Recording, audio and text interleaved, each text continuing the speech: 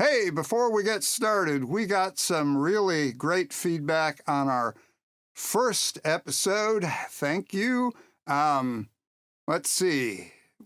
There were some comments irritated over my use of the word scammy.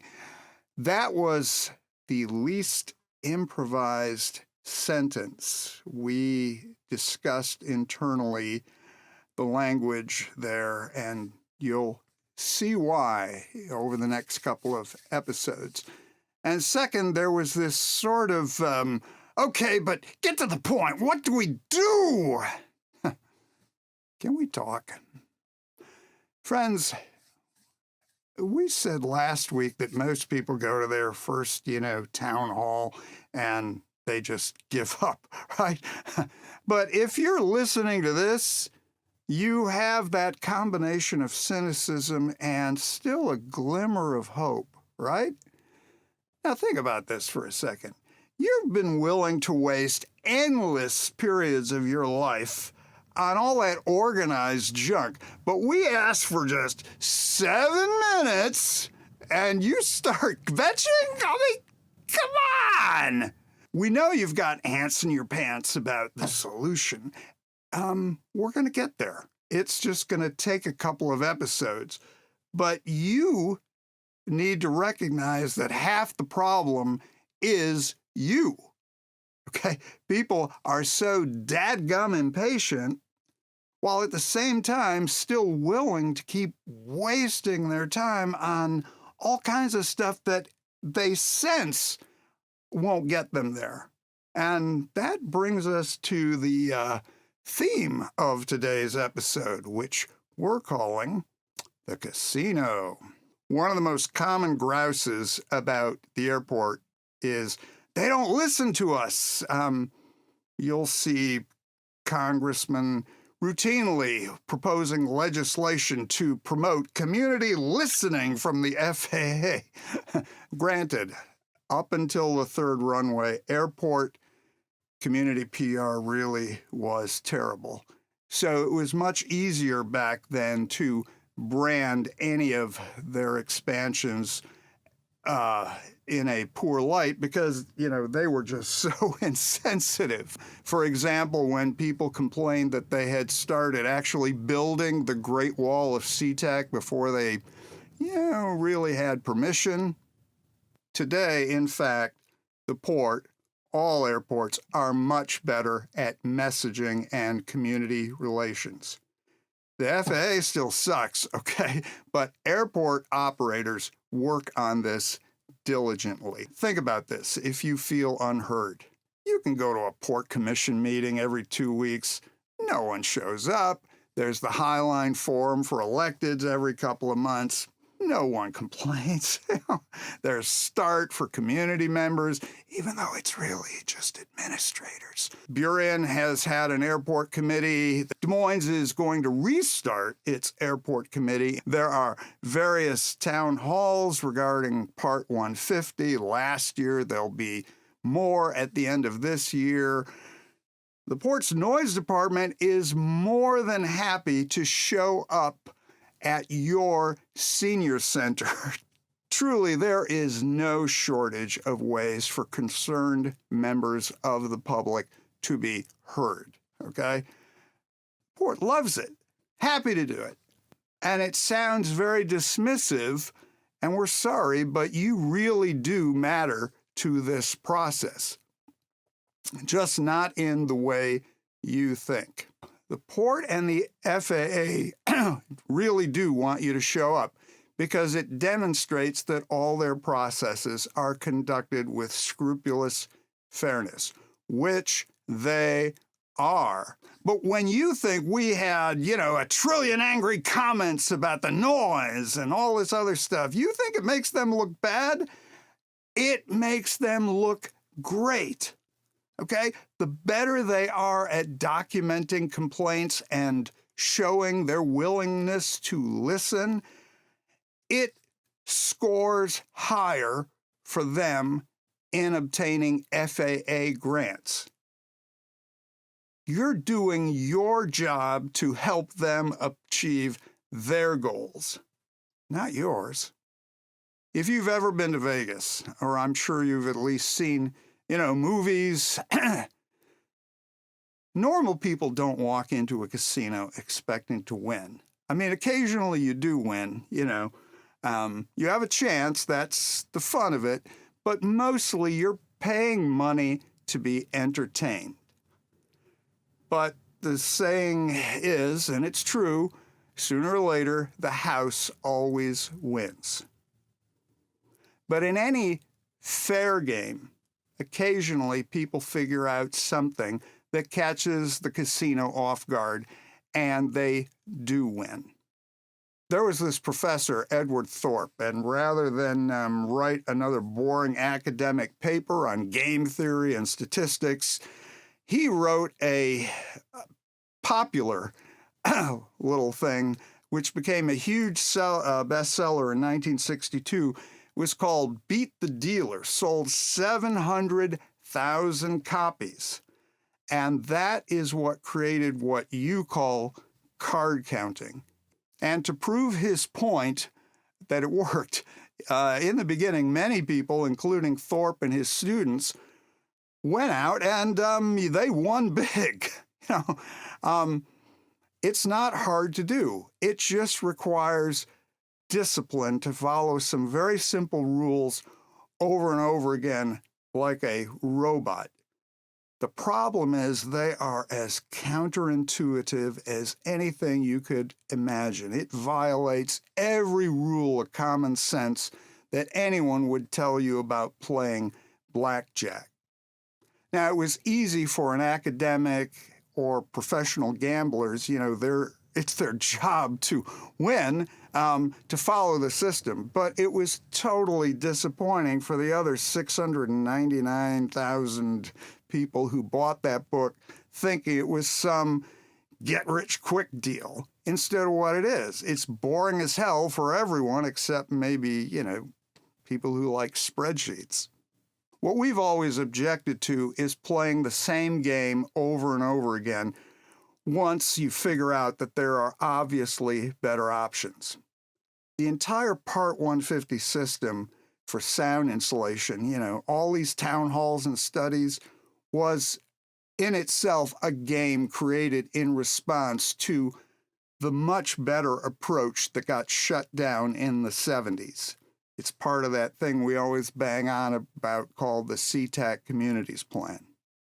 But in this new game, Part 150, homeowners voluntarily sign away their rights to sue the airport. The airport voluntarily applies for grants for one-time sound insulation. People accept a totally arbitrary noise boundary with no practical oversight.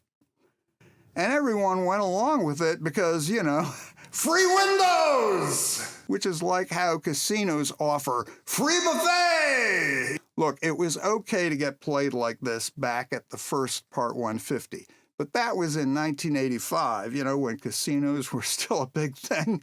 But the one we're going through now is number 4.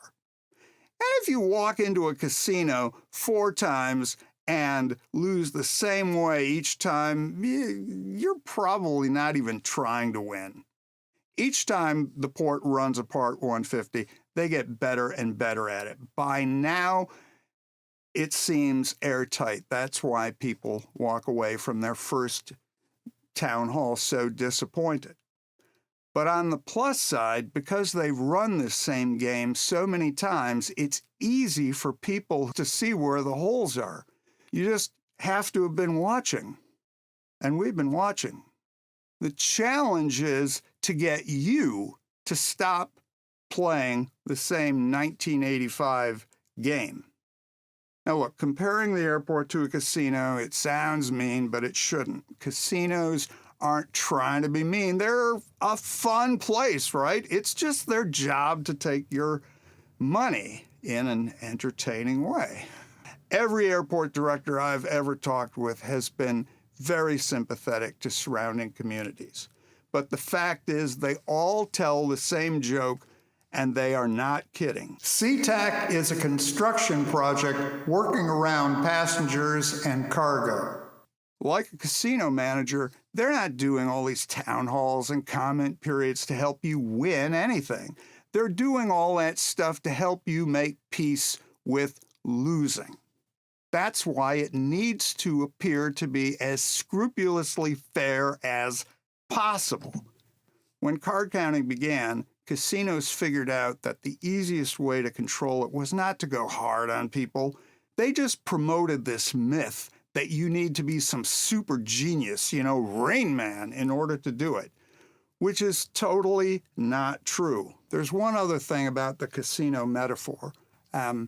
It's likely that this is your first time at our casino. But if you go to Vegas, have you noticed that there are like dozens of big casinos? They all operate a little bit differently.